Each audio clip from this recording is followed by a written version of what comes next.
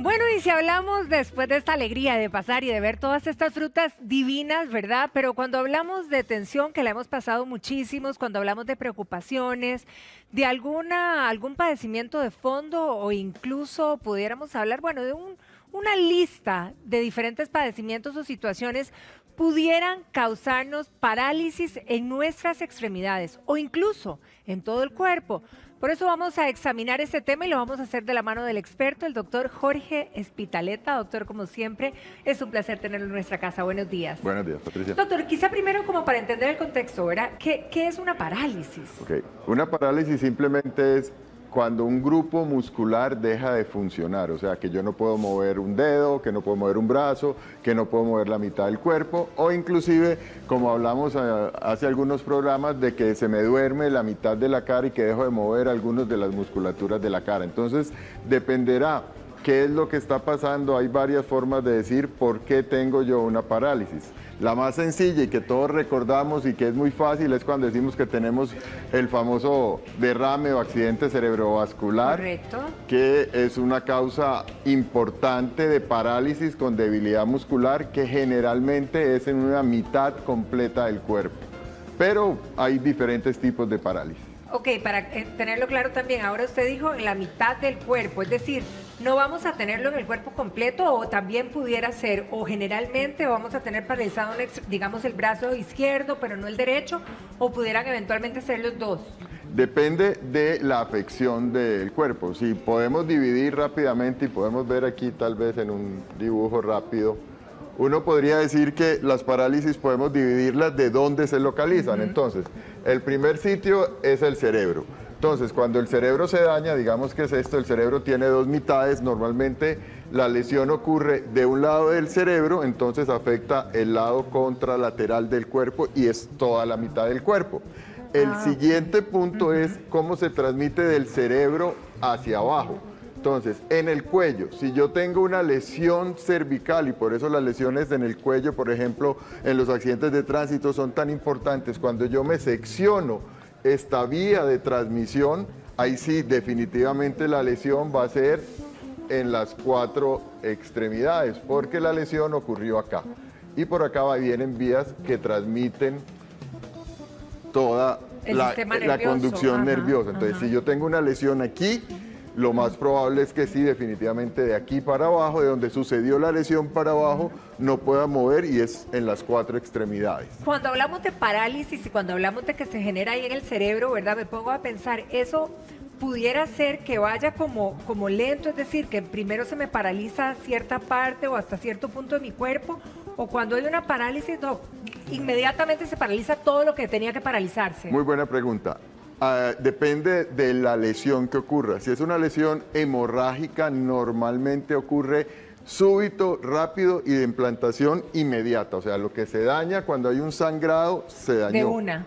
Cuando es una oclusión, el inicio puede ser un poco más lento. No estamos hablando de días, son horas normalmente, sí, pero, rápido, sí. pero es un inicio que no necesariamente te afecta de un inicio todo lo que te va a afectar. Puede ir progresando e inclusive dependiendo de la lesión, hay episodios que pueden ser transitorios. Hay episodios en que uno no puede mover un brazo que se recupera en las siguientes 24 horas o hasta el 7º día y eso se llama una isquemia cerebral transitoria y precisamente se recupera, por eso se llama transitoria. Claro, Entonces, estas no necesariamente son definitivas. Ahora, ¿hay tipos de parálisis diferentes? Sí, claro. ¿Cuáles son, doctor? Como por lo menos los más conocidos. Los más frecuentes es que uno Sí. puede tener dos tipos de cómo se afecta el músculo. El músculo puede quedar contraído, entonces se llama una parálisis espástica, que la gente queda como extendida, como tieso. Podríamos decir, ¿sí? Exactamente. Ajá. Y hay una parálisis que es flácida, donde se pierde por completo el tono del músculo, entonces usted le sube la mano y la persona deja caer la mano, es una parálisis flácida. Igual hay parálisis dependiendo del sitio también donde ocurra, parálisis cerebral, parálisis, en fin. Si seguimos por aquí para abajo, Ajá. en el tronco tenemos también médula y uno puede tener lesiones dentro de esa médula y ahí afectaría parcialmente o un brazo o una pierna o algo por el estilo. Y lo más sencillo y la final o la parálisis final ocurre si tenemos un músculo, mal dibujado, digamos que esto es un músculo, por aquí llega un nervio que es el que le da el movimiento. Entonces uno puede afectar esta unión entre el nervio y el músculo, y este sí es muy localizado. Entonces podría ser solo que no puedo mover la mano, que no puedo mover el antebrazo, que no puedo mover el brazo o inclusive un dedo. O se pueden afectar propiamente el músculo, que también da parálisis, y esto precisamente es por una afectación propia del músculo, como en las miositis y en algún otro grupo de enfermedades. Quizá para ilustrar, doctor, ahí teníamos algunas fotografías, no sé si alguna pudiera... Opa, ajá. Vamos con cajón 1, Era 2. este. A ver, chiquillos, si me ayudan, o cajón 3. ¿Cuál era? Aquí vamos. Como para poder ilustrar quizá, ¿verdad? No, eso, ok. Ahora, doctor, cuando estamos hablando de parálisis y decíamos que la parálisis es prácticamente de horas en que tenemos la parálisis, pero también pudiéramos hablar de que el cuerpo puede empezar a distendirse de alguna forma o aguarse, como dicen algunos popularmente, y ya luego, digamos, perder el control total. Sí, hay una parálisis que puede ser progresiva, por ejemplo, y que puede ser ascendente. Por ejemplo, uno de los términos que más frecuentemente utilizamos es el Guillain-Barré. El síndrome de Guillain-Barré es un síndrome que va ascendiendo. Ajá. Y que va progresando normalmente de extremidades inferiores hacia arriba, que va progresando, que va dejando sin reflejos, pero conserva la sensibilidad de las personas. Entonces, por ejemplo, el síndrome de Guillain-Barré es un síndrome que va ascendiendo y va progresando con los días. Ajá. Ahora, ¿quiénes son candidatos? Volvamos a verlo. ¿Quiénes son candidatos? Ok, las personas, depende. Hay algunas parálisis que son probablemente posvirales o posinfecciosas. Entonces, el haber sufrido alguna enfermedad infecciosa viral, normalmente las diarreas, en algunos casos las enfermedades virales respiratorias se asocian a que posteriormente se desarrolla como un complejo inmunológico propio del cuerpo que afecta la transmisión nerviosa, entonces puede dar parálisis. Los pacientes hipertensos y diabéticos, lo más frecuente que tienen son los derrames. ¿Podríamos arrancar, digamos, de una parálisis de abajo para arriba, o generalmente va a ser del cerebro para abajo? Sí, puede ir ascendiendo, que normalmente el ascenso es típico del Guillain-Barré que les decía. Sí, o sea, normalmente el Guillain-Barré inicia en miembros inferiores y va ascendiente. Hay una variante que es menos frecuente del Guillain-Barré, que es descendente, pero la más frecuente es una parálisis ascendente. Digamos, en este caso, por ejemplo, ahí probablemente estamos con una parálisis completa en la parte inferior, porque está apoyándose en los brazos, ¿verdad? Sí, y probablemente esta sea la pierna más afectada, y es la que van a empezar a intentar trabajar, hacer movimientos pasivos, activos. Definitivamente la rehabilitación juega un papel primordial en general en todas las parálisis. Eso le iba a preguntar, las parálisis, bueno, usted bien dijo que habían unas que pueden ser las transitorias, pero las que no lo son, ¿se pueden recuperar, doctor? Normalmente hay un grado que se puede recuperar, prácticamente no se recupera al 100%, el cerebro no se regenera, entonces si hay una afectación, por ejemplo, a nivel cerebral, definitivamente lo que hace el cerebro es empezar a utilizar áreas adyacentes a la que se me dañó como para ayudar al resto del cuerpo. Entonces, con rehabilitación, con mucha paciencia, se va a recuperar algo. Igual, depende de la patología. Hay patologías que, por ejemplo, son transitorias. Si uno tiene una miositis, o si usted tiene una miastenia gravis, que es también un cuadro de debilidad muscular, con tratamiento va a recuperar el tono muscular.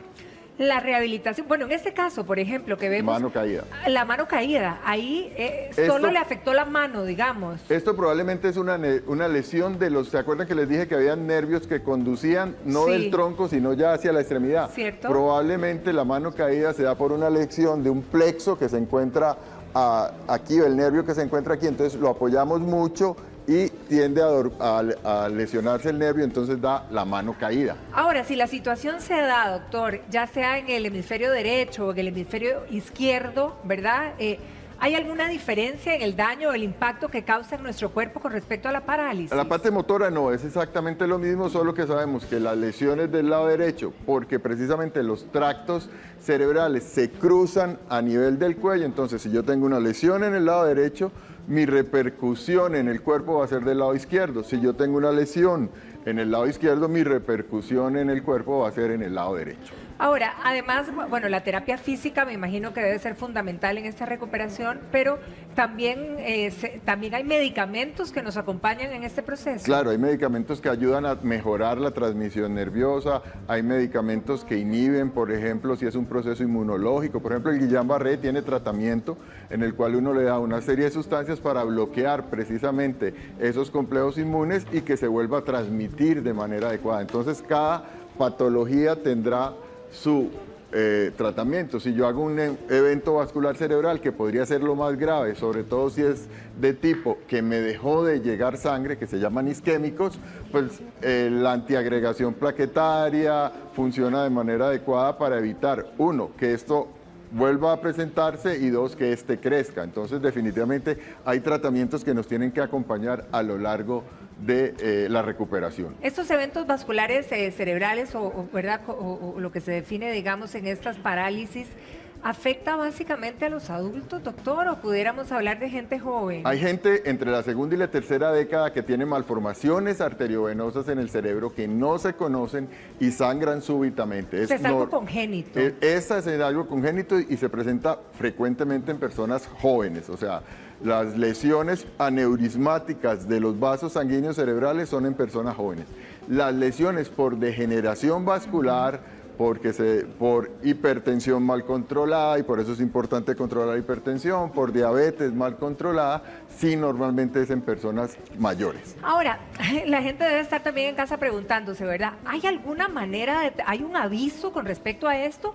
¿O lastimosamente llegan sin avisar o sin darnos cuenta? Depende del tipo, o sea, si es un derrame cerebral, probablemente sí pueden haber algunos avisos. De hecho, el aviso más importante que tenemos es si una persona ha presentado la famosa isquemia cerebral transitoria. Si usted presentó una isquemia cerebral transitoria, eso es un semáforo en rojo. Póngase en control, antiagregación plaquetaria, maneje bien la presión, manéjese bien el azúcar, maneje los lípidos, definitivamente, porque es un semáforo en rojo que tengo que hacer algo para evitar que esto progrese. Pudiera repercutir en cualquier momento nuevamente. Exactamente. Ahora, doctor, si mi mamá, mi papá o un tío tuvo en algún momento una parálisis, ¿podría de alguna manera tener un impacto en su generación o no hay parte de genética, hay una carga de este tipo?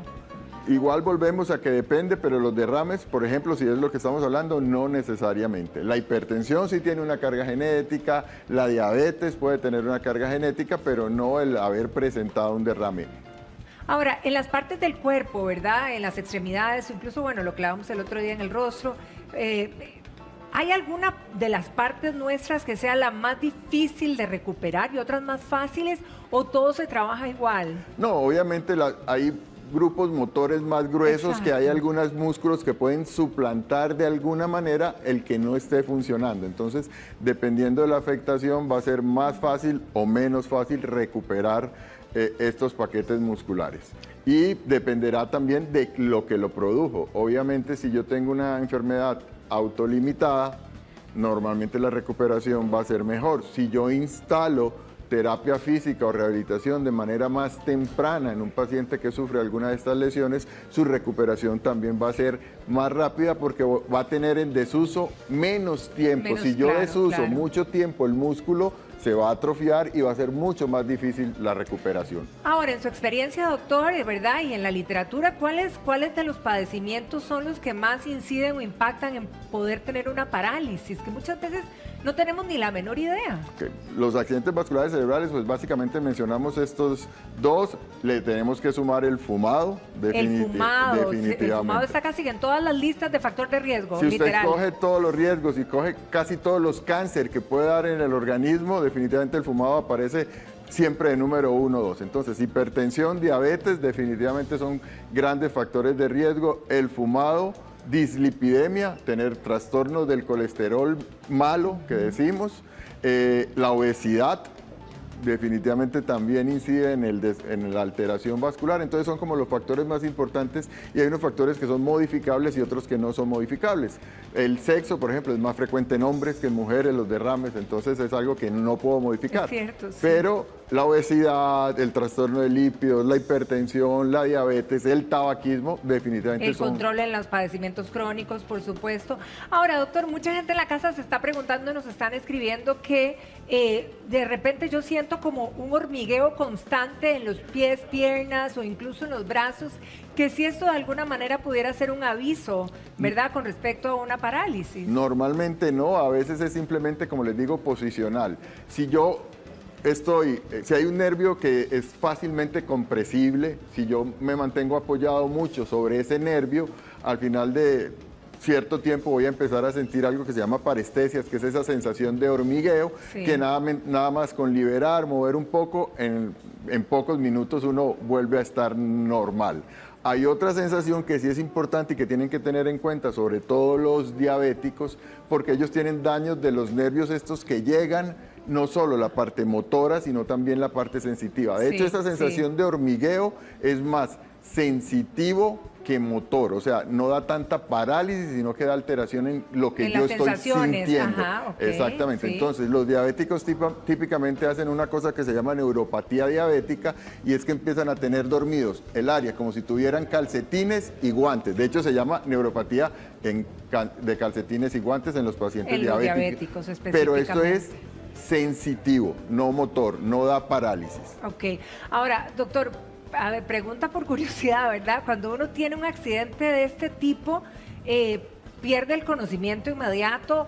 Si no tenemos una persona que nos socorra en el momento, puede pasar a más. ¿Cómo es que se da el suceso? Definitivamente, y de hecho ahora hay una cadena de supervivencia importante para los eventos vasculares cerebrales. De hecho, tanto como para el corazón, que está claro las indicaciones de activar el sistema de emergencias, para los derrames cerebrales tenemos tratamiento que puede revertir por completo el evento o en una manera muy importante. Entonces, definitivamente activar el sistema de emergencias es súper importante para llegar a un sitio donde me puedan realizar alguna serie de exámenes y podemos poner unos medicamentos que logran destruir, si definimos que es por un trombo, podemos destruir lo que está produciendo la obstrucción del vaso sanguíneo y volvemos a llegar sangre al sitio que no estaba llegando y mejorar por completo de manera rápida la patología.